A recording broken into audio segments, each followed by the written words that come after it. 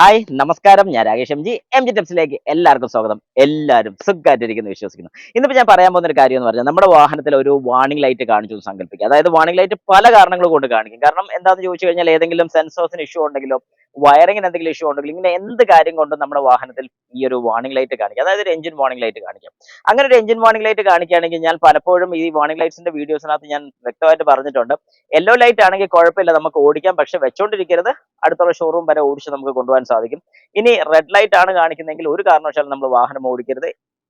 അതായത് ഏറ്റവും അടുത്ത സൈഡിലോട്ട് ഒതുക്കി നിർത്തിയേച്ചും നമ്മുടെ ഓൺ റോഡ് അസിസ്റ്റൻസോ അല്ലെങ്കിൽ നമ്മുടെ ബ്രേക്ക് ഡൗൺ സർവീസിനെ വിളിച്ച് ഇൻഫോം ചെയ്ത് അവർ വന്ന് നോക്കിയതിനു ശേഷം മാത്രം വാഹനം ഓടിക്കാൻ പാടുള്ളൂ. അതുപോലെ എന്റെ ഇന്നത്തെ ചോദ്യം എന്ന് പറഞ്ഞാൽ, ഒരു യെല്ലോ വാർണിംഗ് ലൈറ്റ് കാണിച്ചു, നിങ്ങൾ വാഹനം ഓടിച്ചുകൊണ്ടിരിക്കുകയാണ്, ഓടിക്കുന്ന സമയത്ത് വേറെ ഒരു പ്രശ്നവും കാണിക്കുന്നില്ല, അതായത് കംപ്ലീറ്റ് നീറ്റാ, അതായത് ഒരു പ്രോബ്ലം കാണിക്കുന്നില്ല, പക്കായിട്ട് നിങ്ങൾക്ക് ഓടിക്കാൻ സാധിക്കുന്നുണ്ട്. പക്ഷേ അങ്ങനെ ഓടിക്കാൻ പറ്റുന്നുണ്ടെങ്കിൽ ഞാനിത് കൊണ്ട് കാണിക്കേണ്ട കാര്യമുണ്ടോ? അവിടെ കിടക്കട്ടെ, എന്തെങ്കിലും കംപ്ലൈന്റ് വരുമ്പോൾ കാണിക്കാം.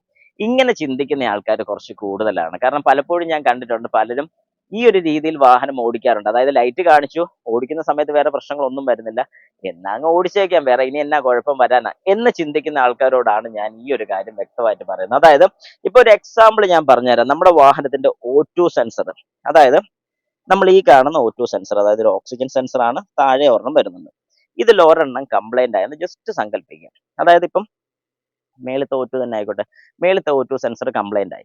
അങ്ങനെ ആ സെൻസർ കംപ്ലൈന്റ് ആയിട്ടുണ്ടെന്നുണ്ടെങ്കിൽ നമുക്കൊരു വാർണിംഗ് ലൈറ്റ് നമ്മുടെ മീറ്ററിൽ തെളിഞ്ഞു വരും. ആ വാർണിംഗ് ലൈറ്റ് കാണിക്കുന്ന സമയത്ത് നമ്മൾ ഷോറൂമിൽ കൊണ്ടുപോയി ചെക്ക് ചെയ്യുന്ന വെച്ചോളൂ.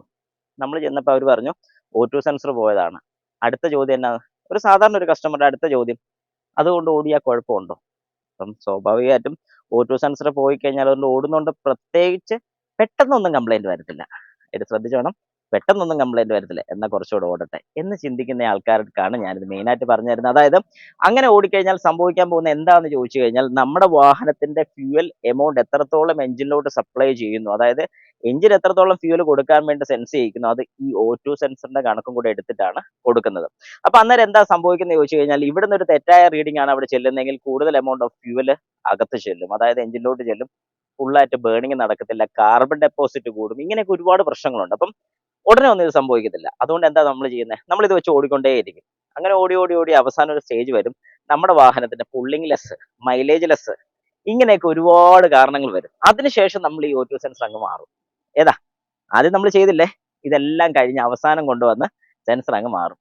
ബെനിഫിറ്റ് ഉണ്ടോ? ഒരു കാരണവശാലും നമുക്ക് ബെനിഫിറ്റ് കിട്ടത്തില്ല. എന്താന്ന് പറഞ്ഞുതരാം. കാരണം ഇത് കംപ്ലൈന്റ് ആയിരുന്ന സമയത്ത് കൂടുതൽ ഫ്യൂവൽ കൊടുത്തോണ്ടിരുന്ന സ്ഥാനത്ത് നമ്മുടെ വാഹനം അതിനോട് കുറേയൊക്കെ അഡ്ജസ്റ്റ് ആയി വന്നുകൊണ്ടിരുന്നു. കാർബൺ ഡെപ്പോസിറ്റ് കൂടി, അതായത് വാൽവ്സിന്റെ ഇടയ്ക്കും കാര്യങ്ങളെല്ലാം കൂടുതൽ കാർബൺ, കരിയുടെ അംശം കൂടി. ഇങ്ങനെയൊക്കെ കാർബൺ വന്നതിന് ശേഷം പിന്നെ ഇത് റെഡിയാക്കി എന്ന് പറഞ്ഞാലും നമ്മുടെ വാഹനത്തിന് പിന്നെ മൈലേജ് ഡ്രോപ്പ് ഉണ്ടാകും, പവർ ലെസ് ഉണ്ടാകും. പിന്നെ നമ്മൾ ഇതെല്ലാം മെയിൻറ്റെയിൻ ചെയ്യാൻ വേണ്ടി നടക്കണം. അതായത് കരി കളയണം, അങ്ങനെയൊക്കെ ഒരുപാട് പ്രോസസ്സ്, വാൽവ് എല്ലാം അഴിച്ച് ക്ലീൻ ചെയ്യണം, ഇങ്ങനെയൊക്കെ പ്രോസസ്സ് ചെയ്യേണ്ടി വരും ഈ ഒരു സെൻസർ മാറാതെ വന്നു കഴിഞ്ഞാൽ. ഞാൻ ഒരു സെൻസറിന്റെ മാത്രമേ കാര്യം പറഞ്ഞു, ഇതുപോലെ ഒരുപാട് സെൻസേഴ്സ് ഇതിനകത്ത് വരുന്നുണ്ട്. ഇതിൽ ഏത് സെൻസർ കംപ്ലൈന്റ് വന്നാലും, ഇപ്പൊ മെയിനായിട്ട് നമ്മുടെ ഇപ്പൊ ഇഗ്നൈറ്ററിന്റെ ഒക്കെ ഏതെങ്കിലുമൊക്കെ കംപ്ലൈന്റ് വന്നു കഴിഞ്ഞാൽ നമുക്ക് പിന്നെ വാഹനം ഓടിക്കാൻ ബുദ്ധിമുട്ടായിരിക്കും. കാരണം മിസ്സിംഗ് ഒക്കെ വരും. അതൊക്കെ ആകുമ്പോൾ നമ്മൾ പിന്നെ നോക്കും. ത്രോട്ടിൽ ബോഡിയുടെ എന്തെങ്കിലും പ്രശ്നം വരികയാണെങ്കിലും അതിൽ ഈ പറയുന്ന പോലെ ഓവറായിട്ടൊക്കെ റേസ് ആവോ, അല്ലെങ്കിൽ പിന്നെ എന്നാ പറയുന്ന റേസ് ആകാതെയൊക്കെ വരുന്ന പ്രശ്നങ്ങൾ വരും. അങ്ങനെയൊക്കെ വരുന്നതുകൊണ്ട് പിന്നെ നമ്മൾ കൊണ്ട് കാണിച്ച് ക്ലിയർ ചെയ്യും. ഇങ്ങനത്തെയൊക്കെ ചെറിയ കാര്യങ്ങൾ പ്രശ്നം വരുമ്പോൾ നമ്മൾ വലിയ കാര്യമാക്കത്തില്ല. അങ്ങനെ വലിയ കാര്യമാക്കാതെ വരുന്ന കാര്യങ്ങളാണ് ഭാവിയിൽ നമ്മുടെ വാഹനത്തിന് ഏറ്റവും കൂടുതൽ ദോഷകരമായി വരുന്നത്.